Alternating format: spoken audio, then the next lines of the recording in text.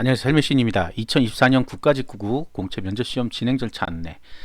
자, 23년까지의 평정 요소와 24년부터 변경된 평정 요소가 있습니다. 그래서 24년도, 23년도까지의 면접 평정 같은 걸 가지고 하면 안 됩니다. 과거 자료를 가지고 하시면 안 된다는 얘기예요.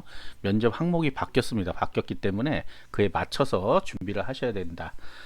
과거의 컨텐츠를 혹시 보셨던 분들은 조금 변경이 필요하도록 하겠습니다. 내용이 좀 바뀌었어요. 자, 일단 국가직 9급은 전부 킨텍스에서 진행합니다. 예전에 뭐 따로따로 어디서 따로따로 빼갖고 했었는데 그냥 통째로 다 킨텍스에서 일산 킨텍스입니다.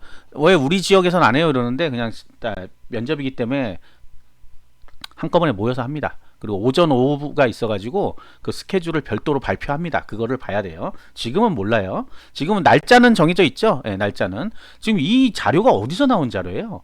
어제 필기 합격자 발표 자료에 보면 잔뜩 붙어 있는 것 중에 하나입니다. 몰랐죠? 네. 자, 면접 진행은 5분 스피치가 있어요.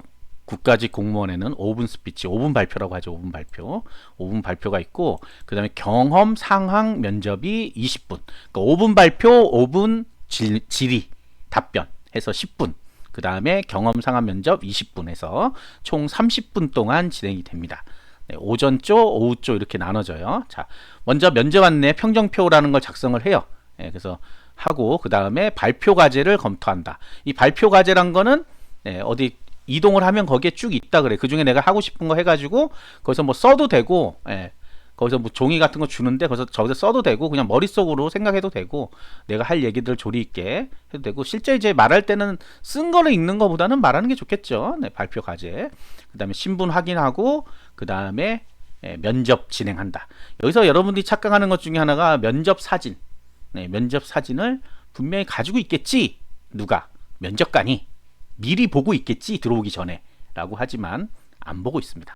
네, 그리고 실질적으로 우리가 입사시험 볼 때 이력서에 사진을 붙이는 이유는 서류 전형에 합격시키려고 그렇게 하는 거잖아요. 안 좋은 거지만 그렇잖아. 우리가 외모 평가를 많이 하다 보니까 안 그런 데도 많습니다. 네, 요즘 그 사진 안 붙이지 말라는 데도 가끔 나오고 그래요. 근데 어쨌든 간에 그 사진 중요하게 생각하실 필요 없는 게 여기에서 다른 사람이 시험 관리관이 이때 확인합니다.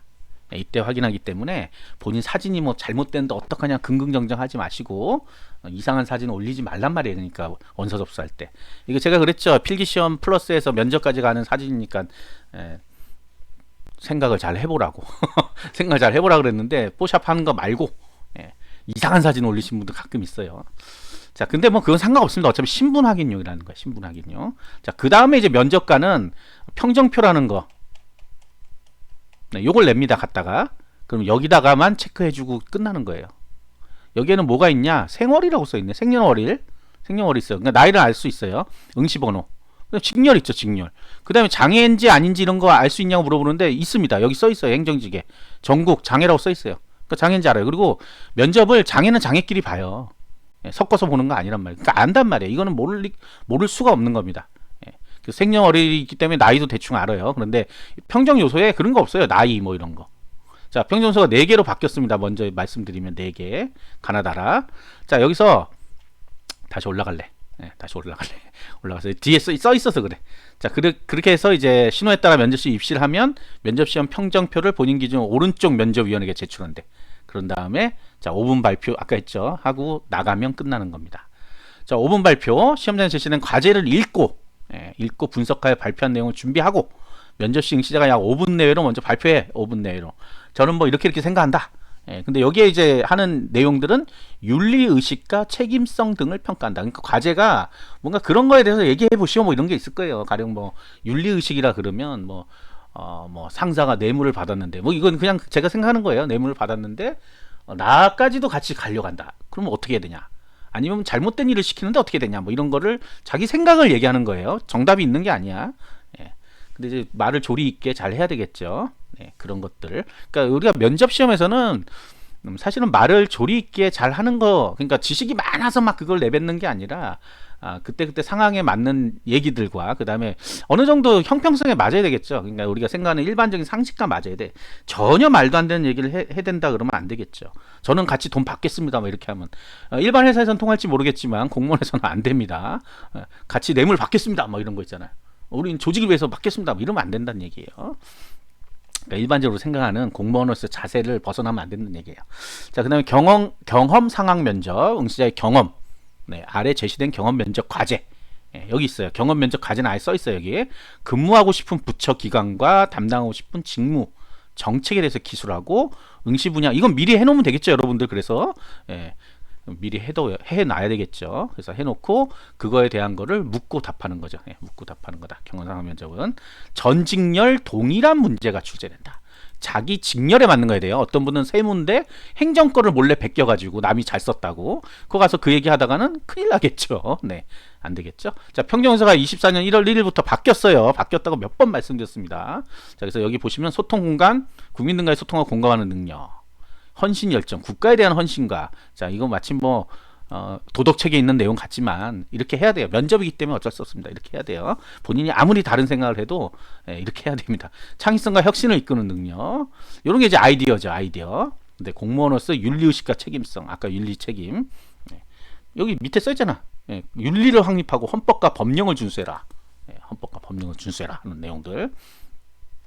자, 면접 관련 참고사항이 있는데 학년난 없어. 아까 다 봤잖아. 뭐 주는지. 생년월일하고 그 다음에 아까 어떤 직렬에 응시했는지는 나오죠. 네, 그건 나온다. 다른 거는 하나도 안 줘. 그런데 맨날 그래. 고졸인데 어떡하죠? 대졸인데 어쩌게요는 왜 물어보는지 모르겠는데 어쨌든 나이 많은데 어떡하죠? 상관없다. 전부 다. 그거가 평정 요소가 아니죠. 나이 많음 X 하. 나이가 많은 거랑 하가 무슨 상관이 있어? 상관없습니다. 실제 50대도 합격하고 40대도 합격하고 있어요. 합격이 한 명도 안 돼야지. 여러분들 뭐라 그래야 돼? 고정관념에 따르면 30, 40대, 50대는 없어야지 아예 한 명도. 맛보기로 한 명, 두 명 해주는 거예요. 꽤 많은 사람이 합격하고 있습니다. 꽤 많은 퍼센트로 합격하고 있어요. 그럼 그 사람들 다 뭐야? 그러니까 여러분들 이 생각이 잘못됐다는 얘기를 하고 싶은 거예요. 투명하게 하겠다는데 투명하지 않을 거야. 분명히 뭔가 있을 거야. 이렇게 생각하면 안 된다는 거예요. 그나마 현존하는 가장 공정한 시험이라고 알려져 있는 게 국가직 9급 공무원 시험입니다. 자, 면접 인원인데, 자, 여기서 중요한 게 있습니다. 면접위원이 2명이래요. 여기 나와 있습니다. 면접위원이 2명이다. 그러니까 2명이서 묻고 답하는 거예요. 그리고 평정도 2명이서 한다. 자, 우수, 보통, 미흡이 있습니다. 3가지가 있는데 우수는 무조건 합격이야. 미흡은 무조건 탈락이야. 근데 이제 보통을 받아. 보통을 받으면 여기 위에 있죠. 보통을 받으면 우리 면접시험 결과가 뭐예요? 보통 받은 사람들끼리는 뭐야? 그냥 보통이잖아 전부. 그럼 동점이야 동점. 한마디로. 그러니까 그때 나오는 게 뭐예요? 필기시험 점수. 그래서 여러분들 항상 하는 얘기가 뭐 있어요? 1배수 안에가 가장 안정적이다. 1배수 밖이라도 그래도 면접 보러 가야 된다. 왜? 미흡을 받을 수 있습니다. 미흡을. 다른 사람이 누가 1배수 안에 있는 사람들이.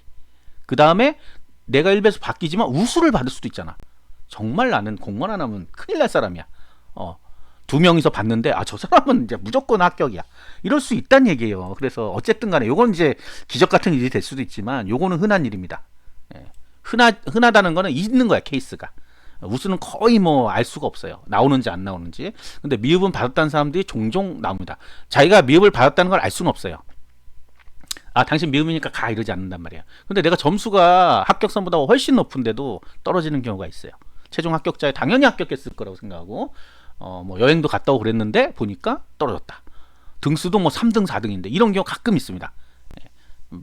빈번한 건 아니지만 있긴 있다는 얘기예요. 그때 나는 왜 불합격했는지 모르겠다. 면접시험을 알려주지 않습니다. 그래서 더 답답해 죽는 거예요. 그런데 저는 그런 이제 내용들 볼 때는 본인의 아마 발표 태도나 이런 게 문제가 있을 거라고 생각을 해요. 아예 문제가 없는데 그럴 리는 없잖아. 그러면 평소에 본인의 발표 내용들을 한번 녹화를 해보면 어떨까 생각이 들어요. 녹화를 해보면 어떤 분들은 눈을 이상한 표정을 짓는 분도 있고 이상하게 욕이 나오는 사람도 있어요. 그거는 뭐 우리가 어쩔 수 없는 거잖아. 그거를 보고 판단을 해서 난 이렇게 하는구나 내가 고쳐야 되는 거예요. 정말 그럴 수 있어요. 그 발음이 계속 이상한 발음이 나온다거나 내가 욕을 하는 게 아닌데 욕처럼 들리는 경우도 있고 그래요. 그런 건 무조건 미흡을 줄 수밖에 없잖아. 반드시 녹화해봐요. 한 번 아니고 한 여러 번을 녹화해서 의식을 해야 된다는 거야. 내가 그런 말을 안 해야 된다. 그러면 뭐 자기들끼리 쓰는 말들 있잖아요. 20대들 뭐 이런 자기 그런 말들 쓰면 안 되죠. 이거는 공식에서 발표를 하는 거니까. 자, 그래서 여기 보시면 이제 우수는 어떻게 받고 미흡은 어떻게 받느냐가 여기 나와 있습니다. 자, 우수. 위원의 과반수가 4개 평정 요소 모두를 상호로 평정하는 경우. 자, 2명밖에 없기 때문에 과반수라고 보면 2명이에요, 그냥. 그죠? 예. 한 명은 과반수가 아니잖아. 절반이니까. 그래서 2명이 다 모두 상호로 평정해야 돼. 상상 4개를 다. 30분 동안 면접 보고 상상 4개를 다 줘야 돼. 2명이 다. 아, 확실해 이러면서. 그러니까 굉장히 어렵다는 거죠. 그런데 우리 미흡을 보자고요. 미흡은 위원회 과반수가 4개 평 2개만. 네, 2개만.